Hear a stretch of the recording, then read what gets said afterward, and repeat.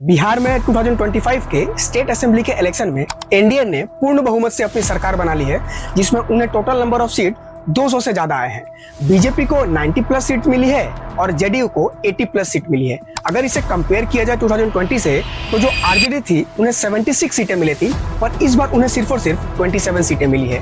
कांग्रेस को 19 सीटें मिली थी, पर इस बार सिर्फ और सिर्फ 5 सीटें। जो अकेला वोट बैंक का जो शेयर था 23% था आरजेडी का, और ओवरऑल जो महागठबंधन का वोट शेयर था वो 37% के आसपास था, पर इस बार वो 10-12% के आसपास ही रह गया है। वही एनडीए का जो वोट परसेंटेज है वो 80% से भी क्रॉस कर चुका है। तो सवाल यहाँ ये पैदा होता है कि आखिर इतनी बड़ी बढ़त उन्हें क्यों मिली। जहां एक तरफ तेजस्वी यादव ये दावा कर रहे थे वो इस बार बिहार का सीएम बनने ही वाले हैं, वहीं दूसरी ओर हेमंत बिस्वा शर्मा ने यह भी कहा कि जहां पे राहुल गांधी जाते हैं वो एक अनलकी फैक्टर साबित होते हैं और वो हार जाते हैं वहां पे। Rahul is a symbol of bad luck, इसीलिए मैं असम में चुनाव है, मैं असम का कांग्रेस लोगों को बोल रहा हूँ, थोड़ा राहुल को ज्यादा बुलाओ। राहुल जहां आ जाते हैं ना, वही कांग्रेस का छोटा मोटा जो भाग्य होते हैं वो भी खत्म हो जाते हैं। इसी तरीके से योगी आदित्यनाथ के हिंदुत्व आइडियोलॉजी ने बिहार के बहुत सारे लोगों को, आरजेडी के वोट बैंक को भी एक तरफा कर दिया और रिजल्ट ये आया कि एनडीए ने पूर्ण बहुमत से सरकार बनाई। पर सवाल यहाँ ये पैदा होता है कि आखिर वो क्या कारण थे जिससे एक्चुअली उन्हें वोट मिला। तो आज इस वीडियो में हम डिस्कस करेंगे 3 वो कारण जिससे एनडीए को इतनी बहुमत मिली। चलिए समझते हैं।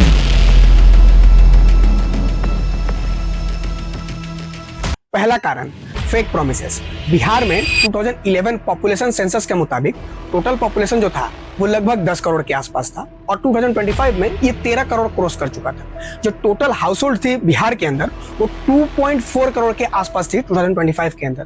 तेजस्वी यादव ने ये प्रॉमिस किया कि वो बिहार के अंदर जब वो सरकार में आएंगे 20 दिन के अंदर ही सारे युवाओं को हर घर से एक नौकरी दे देंगे। लेकिन सरकार बनते ही 20 दिनों के अंदर ये अधिनियम बनाया जाएगा और 20 महीने में ऐसा कोई बिहार का घर नहीं बचेगा जिसके पास सरकारी नौकरी नहीं होगी।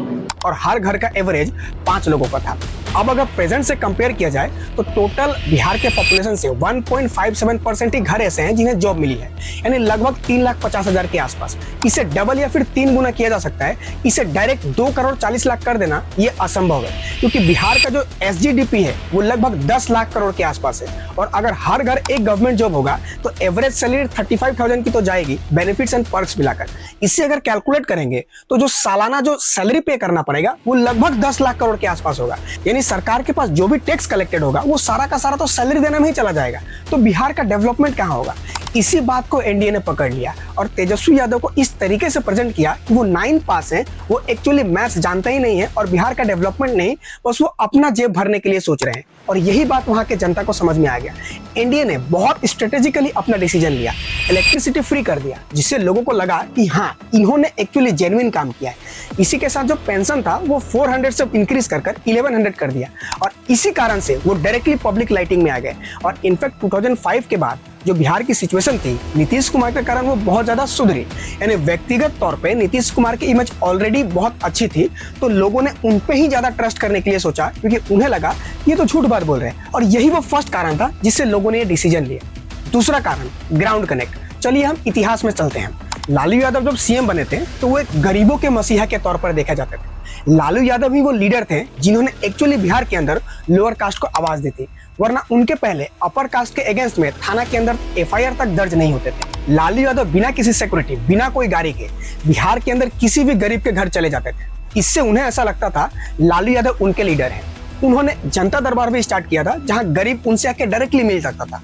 तो लोगों को लगता था कि लालू यादव उनके मसीहा हैं।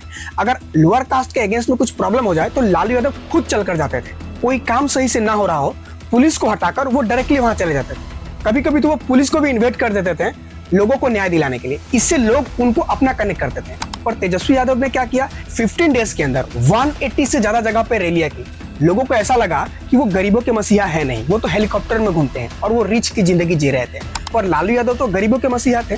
इससे वो डिस्कनेक्ट कर गए। वहीं पर दूसरी ओर एनडीए ने बारिश होते हुए भी वो रैलियां कर रहे थे और नीतीश कुमार बहुत अच्छे तरीके से पब्लिक से कनेक्ट कर रहे थे और मोदी जी ने भी बहुत अच्छे तरीके से कनेक्ट किया। बड़े बड़े बीजेपी को लीडर को बिहार में लाया गया और इस तरीके से कनेक्शन बिल्ड की गई कि वो लोग उनके लिए ही काम कर रहे हैं और ये दूसरा फैक्टर जो गेम चेंजिंग साबित हुआ। तीसरा और सबसे इंपॉर्टेंट फैक्टर वुमेन एम्पावरमेंट। कहते हैं एक बिजनेस में लैंग्वेज है, अगर आपको सक्सेसफुल बिजनेस बनाना है तो मार्केट के गैप को समझना जरूरी है। हर पॉलिटिकल पार्टी मेल पे डिपेंडेंट रहती है, पर एनडीए ने डिसीजन लिया कि वो फीमेल वोटर्स अगर बढ़ा दिया जाए तो उनके जीतने के चांसेस बहुत ज्यादा हैं और ठीक वही काम हुआ। इलेक्शन के 3 महीना पहले 10,000 तक कैश बेनिफिट्स दिए जाने लगा। इससे महिलाओं के अंदर एक आक्रोश बढ़ गया।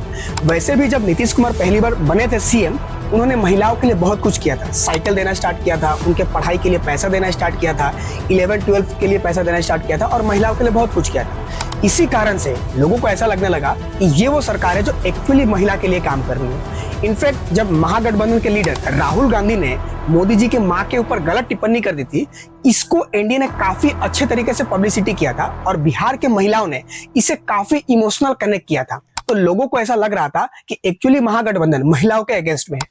गाली, भद्दी गाली केवल मेरी मां को नहीं दी गई है, ये भद्दी भद्दी गाली करोड़ों माताओं बहनों को दी गई है। और रिजल्ट ये आया कि 2020 के अंदर जो वुमेन पार्टिसिपेशन था 59%, वो 2025 में 71% क्रॉस कर गया और एवरेज जो 57% का था वो 66% क्रॉस कर गया। और एक वुमेन एम्पावरमेंट का एग्जांपल ये है कि मैथिली ठाकुर को अलीनगर से एमएलए के पोजीशन के लिए उठा दिया गया, जो एक्चुअली 25 इयर्स की थी। इससे गर्ल्स युवा ने भी कनेक्ट किया और एक तरफा वोट महिलाओं का डायरेक्टली एनडीए, बीजेपी और जेडीयू को चला गया। और ये वो कारण था जिससे उस वक्त डिसाइड हो चुका था कि इस बार बिहार के अंदर जो सरकार बनेगी वो तो एनडीए की ही बनेगी।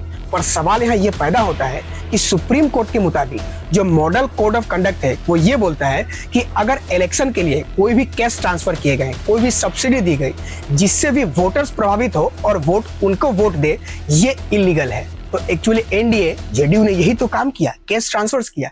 इनफैक्ट भारत के अंदर जितनी भी पॉलिटिकल पार्टी होती है, जब भी इलेक्शन आता है कुछ बेनिफिट्स देना चालू करती है और मॉडल कोड ऑफ कंडक्ट के मुताबिक ये तो गलत है। आपको क्या लगता है? कमेंट बॉक्स में कमेंट करके जरूर बताइएगा। Thank you so much.